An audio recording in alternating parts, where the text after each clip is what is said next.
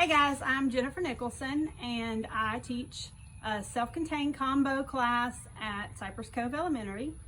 When Renee asked me to talk to y'all, I kind of thought maybe I should start with how long and why I got into this. My dad said I had to go to college, so I went to college. And I was from Johnson Bayou. Not a clue what I wanted to be, but I knew I had to go. Flipped through the catalog and I had 2 maths and no chemistries and special ed. So that's how I got to be a special ed teacher. But God knew where I should have been, so he made it work for me. And I've been doing it 27 years and I absolutely love it. Some days are better than others. When I started, I had just gotten married. I had 3 babies in 3.5 years, and that was a crazy time. So if any of you are there, I totally understand. There were days I cried. Probably the first 10 years I cried every day when I went to school because I liked it. I liked the kids, but I didn't know what I was doing. And now I'm kind of at a point where I think I know most days, but I still cry once in a while. My class this year had 7 kids. I had 2 resources with maximum minutes, and the rest were my babies, and they range in age from 5 to 11. I have diapers, I have kids who can't talk, I have some who talk all day long. How do I make it work for us?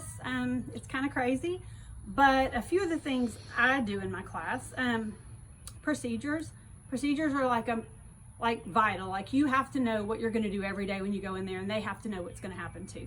So one of the first things we do when we start our day is we pull popsicle sticks. So I have maybe 5 cups, and it changes from year to year because some kids it doesn't work for, and nothing ever works every day for every kid. So you have to change it up every year. Nothing's going to stay the same. I have popsicle sticks, and on our cups where our popsicle sticks go, they are labeled. They're labeled Folder Work, they're labeled Zern, Raz Kids, Waterford, and sometimes we'll throw Starfall or ABCI. It just depends on the kind of kids I have that year. Their names are on a popsicle stick, and each stick is numbered. So every day I change and their sticks go into a different cup. And the reason that's important is because my kids know they have 3 places they're going to start every day. You're either going to start your folder work, or you're going to start one of the computers, or you might come to a group first with me. If you come to a group with me first, then you know when you finish my group, you either start your computer or your folder work, whichever one your popsicle stick landed in. The reason that is really important is because if everybody starts folder work first thing, your para is overloaded. They can't take care of all of those kids with all of those questions while you're trying to teach a group. So I work it out so that I have maybe 3 or 4 kids on a computer, and 1 or 2 are in folder work, and then the rest of them, or whoever's in the first group, comes up to me. And we rotate throughout the day. The kids have a list of things that they have to do, and it's a daily checklist. And we have a daily checklist that is done every day in my classroom. You have to be accountable, the aide has to be accountable, and the kid has to be accountable. So if any one of those people are not being held accountable for what they're doing, your class is not going to run smoothly. Some days I'm just like, oh, that's too much. Just forget the phonics. I just can't do it. But then I catch myself, and I know that if they don't do it every day, then they're going to think they can skip it anytime. So we have a checklist, and on their checklist, it has all their activities throughout the day, and the para checks off each thing that they do as they do them. Different kids have different things. So the checklist is maybe 4 have one thing and 3 have another thing that they're going to be working on. Folder work. Folder work looks different for every kid. If you know your alphabet and you are starting to read, you have a phonics book, and it's the Modern Curriculum Press, and I use my funds that I have in my classroom to buy those every year. You have your handwriting that you have to do. You have some type of board work sentence, the little daily sentences that we use to teach capitalization, punctuation.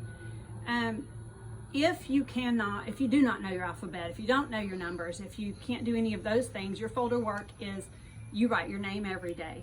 Some of the things we do for the younger ones are cut and paste. You may have your numbers 1 to 10, and you have either you cut them or the para cuts them out, and you have to match them. You have to glue the 1 to the 1, the 2 to the 2.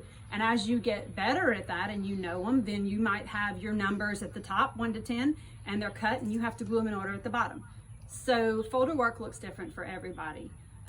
Use your para. My para all day long is interacting with the kids. She's the one that gets them on their computers. She's the one that helps them with their folder work.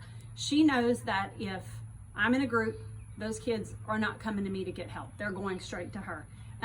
She's a smart lady. She's there to work. This is her job. This is what she's going to do. Let's see. That's pretty much our daily. We have TV time. And if this is great, if your kids do not know their letters, put them on Letter Factory. The Letter Factory from Leapfrog teaches these kids their letters. They love it. They sing it. And they can learn their alphabet. And I've had kids that can't even talk that can identify the letters just from watching Letter Factory. I save my iPad time for my kids till the very end of the day. When I'm tired, they're tired, we're all tired. 2:15 to 2:30. If you've finished your folder work and that kind of thing, you can get your iPad. I don't like to pass out an iPad just to say, here, get on the iPad, unless it's a dire emergency. And some days I have those days. How do I group my kids? I group my kids by their ability. I have some first graders who are reading, my resource kids are reading, kindergarten, first grade level. But I have some third graders who are just reading at that level too. And I put those kids together, and my kids don't care. They don't really see levels. I mean, they don't see age. They just see, they're doing what I'm doing, and we can, work together in a group. I group my kids according to their abilities. My resource kids, if you have a resource kid, I stick to the curriculum. I don't work at the same pace as the regular ed teacher, but I stick to what they're doing. Guidebooks, I bring guidebooks in. I use the stories. I try to keep up with the same story the teacher's on. I don't use all the activities that teacher uses because sometimes they're too hard for my kids. So I'll find a craft somewhere, or I'll find a sequencing activity somewhere that goes along with that story. And the internet's great because you can find lots of activities that'll go along with the story. So they're still doing the story that they're doing in their regular class. They're just doing different activities that go along with it. I'll bring my moderate kids into that group too. If I think they're interested in that story, they sit with us during that group too. They may not do all the same activities that the resource kids do, but they do some of them. I have story time for my kids who are moderate, my younger ones with autism that can't quite keep up with the kindergarten curriculum. They're self-contained. We've tried the stories and guidebooks and they're just too hard for them. So I've pulled my own stories and I do activities with that story. And we have a story a week. We break the story apart. We talk about the characters. We talk about the setting. So we do a story time that's similar to guidebooks. I stick to the standards for all of my kids, and I try to stick to what the regular ed classroom is doing as much as I can. I just break it apart and make it easier for the kids in my room. Let's see.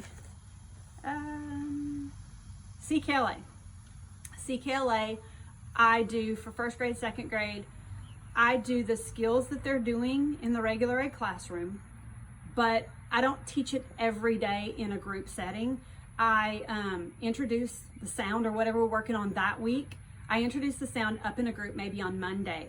And then for the rest of the week, I put a related activity in their folder work. So every day they're working on that skill. Now the para's probably going to be the one that works on them with it, but it's been introduced by me and she works with them each day on that skill or that sound that they're working on that week. For the babies, kindergarten, if they're in self-contained, they're not going to pick up 3 letters a week, and probably your resource kids aren't picking up 3 letters a week either. And I had a friend that was trying to get 3 letters a week like they do in the regular ed classroom, and these kids aren't regular ed. By the end of March, or by March 13th, her kids knew 6 letters. 26 weeks, my kids pretty much can learn almost 26 letters, especially if I reinforce it with the Letter Factory. So I cover the letters in the order that they're covered in kindergarten. I just cover them at a different pace. I take 1 a week, and spending 1 letter a week with these kids, you can get them so much further than trying to cram 3 and 4 down their throat when they're not going to catch them. So I'm kind of weighing 26 weeks learning all of them, or 26 weeks and learning none of them. That's where I'm at with that. Remedial reading. Every kid in my classroom, when they come in, we have a remedial reading group, we have a guidebooks, we have a math group, we have social studies and science in my room. So at the end of the day, I've pretty much taught 3 remedial reading groups, 3 guidebooks reading groups, 3 math groups, and a social studies and a science. My remedial group, I use Rise Kids. I love Rise Kids. It's great for them, especially those who are just starting to read. They've learned their letters and they're working on putting the letters to CVC words. You can work on each skill, like, you know, your short A, your short E, your short I. We pull all of those stories. We use those stories that they start reading as their fluency on Fridays. So the story that we've read all week and we've covered all week with that sound, we take it and on Fridays we use that. They've practiced it at home. I send it home and we use that for a fluency until they get reading good enough that they can actually do the fluency stories that come on Rise Kids. For my babies, we do the alphabet, you know, 1 letter a week. We don't go much more than that. Well, what else do I need to talk about, Renee Lewis? I think that's it. That's it? Thank you very Covered it much. all? Thank you, ma'am.